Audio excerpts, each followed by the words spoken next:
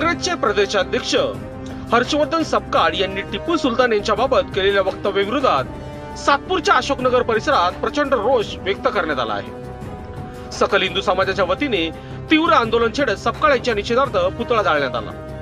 आंदोलकांनी घोषणांनी संपूर्ण परिसर दणाणून गेला सोडला।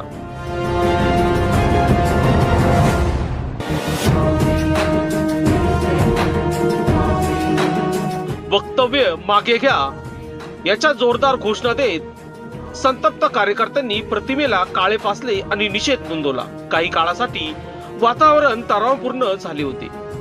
आंदोलनामुळे मुख्य रस्त्यावर चक्काजाम झाला आणि वाहनांच्या लांबच लांब लागा लागल्या।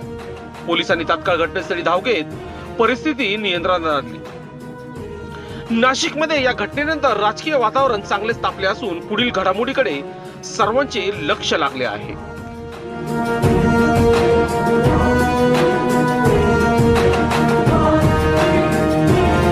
या ठिकाणी अशोकनगर अंबिकाजी जे वक्तव्य सपकाळनं केलंय ते शिवाजी महाराजांपेक्षा आम्ही कधी खपून घेणार नाही।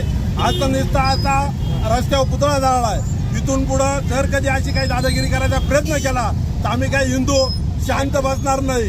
जय शिवाजी, जय शिवाजी। टिपू सुलतानच्या सुद्धा या ठिकाणी तोंडाला काळं फासण्यात आलं होतं, काय सांगणार? हे त्यांनी जे वक्तव्य केलंय ते आमच्या हिंदूंना एक चटवायचं काम करताय। त्याच्यामुळं हिंदूंची काय ताकद आहे हे त्यांच्या अजून लक्षात आलेले नाही। पण सगळे हिंदू आमचे रस्त्यावर आले। या विषयाला आम्ही पुतळा करून आंदोलन करतो। इथं रस्ता रोको बी केलाय। लोकशास्त्र न्यूजसाठी बंटी आढाव, सातपूर।